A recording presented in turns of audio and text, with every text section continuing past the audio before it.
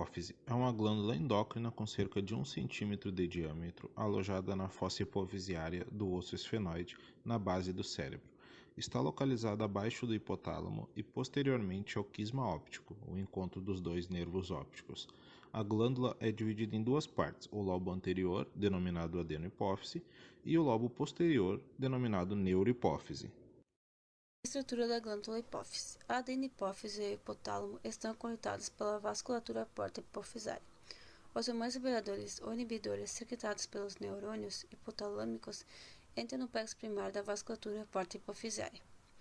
Esses hormônios fluem pelas longas veias porta, desde o pedúnculo hipofisário até o plexo secundário. Esta, por sua vez, é uma rede capilar onde estão emaranhadas as células da adenihipófise, as quais secretam seus hormônios em respostas aos hormônios liberadores. Como nem o hipotálamo nem a adenihipófise são isoladas pela barreira hematoencefálica, os sinais de retroalimentação têm acesso direto a ambos os sítios da regulação. A neurohipófise é constituída por porções terminais dos neurônios que têm origem no hipotálamo. A neurohipófise armazena e secreta dois hormônios, ocitocina ou oxitocina e ADH, hormônio antidiurético, também chamado de vasopressina. Os hormônios secretados pela adenihipófise são hormônio folículo-estimulante, FSH, hormônio luteinizante, LH, hormônio tiroestimulante, TSH, e hormônio adenocorticotrófico, ACTH, prolactina, PRL, e hormônio do crescimento, GH.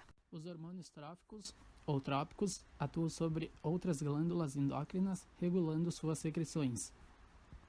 O sistema nervoso central manifesta seu controle sobre a hipófise e, através do hipotálamo, via ligações nervosas ou substâncias parecidas com hormônios conhecidas como fatores de liberação no sexo. Os hormônios tróficos são classificados em tirotrópicos, atuam sobre a tireoide. Adrenocorticotróficos atuam sobre o córtex da glândula adrenal, que seria a suprarrenal.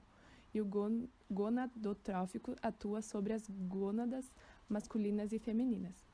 Somatróficos atuam no crescimento, promovendo o alongamento dos ossos, estimulando a síntese de proteínas e desenvolvimento da massa muscular. Também eleva o consumo de gordura e inibe a síntese da insulina do pâncreas, aumentando a concentração da glicose no sangue. GH.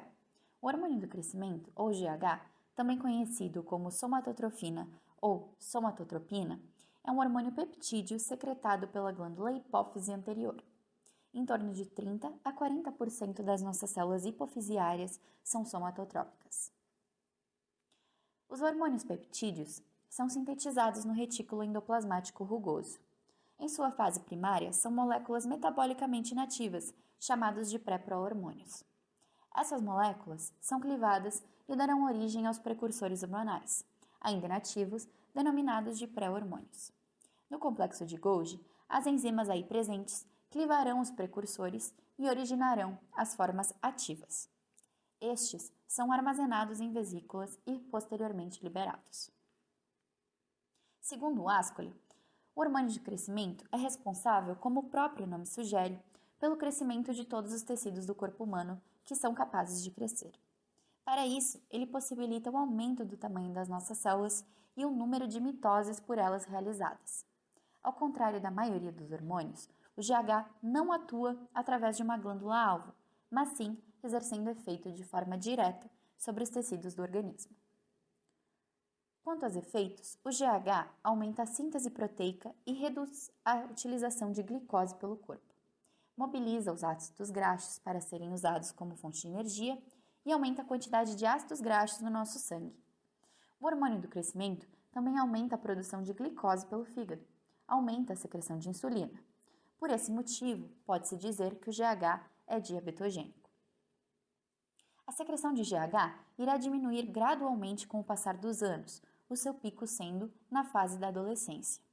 No entanto, alguns fatores podem estimular a sua produção, como a deficiência de proteínas, a hipoglicemia, baixa concentrações de ácidos graxos no sangue, a prática de exercícios físicos, excitação, um traumatismo, sono profundo, etc. Já fatores que inibem a produção do GH pode ser glicose do sangue alta, aumento do colesterol, envelhecimento, obesidade, etc. O corpo regula a secreção de GH na presença dos seguintes hormônios: o GHRH, o hormônio liberador do hormônio de crescimento, GHIH, o hormônio inibidor do hormônio de crescimento, ou somatostatina, e IGF-1. O GHRH, que está no hipotálamo, irá dar o sinal para a hipófise anterior de que o GH precisa ser liberado. O GH, por sua vez, estimulará a produção de IGF-1 no fígado, que dará início ao crescimento dos tecidos. Quando o GH está em excesso na corrente sanguínea, o IGF-1 causará o bloqueio da liberação por feedback negativo, assim como o hormônio somatostatina também realizará este bloqueio. O GHRH também é bloqueado pela ação do próprio GH. Segundo o gráfico, caso fosse injetado hormônio de crescimento diariamente em uma pessoa, o que aconteceria é que o seu peso corporal, em gramas, iria aumentar significativamente com o passar dos dias, se comparado a um grupo controle. A prolactina, ou hormônio do leite, é um hormônio peptídico produzido pela hipófise anterior e também alguns tecidos como na pele, linfócitos, glândula mamária, cérebro, próstata, tecido adiposo e tecido basal da placenta. Sua principal função é levar a produção de leite no sexo feminino durante a fase gestacional. Nos homens, a prolactina tem a função de relaxamento e recuperação pós o orgasmo. Além dessas funções, o hormônio também atua nos processos inflamatórios do organismo.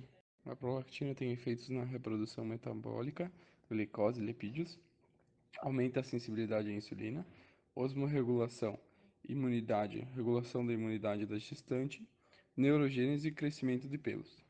A regulação da prolactina está ligada a fatores de inibição e fatores de liberação. A dopamina é o principal fator de inibição da prolactina.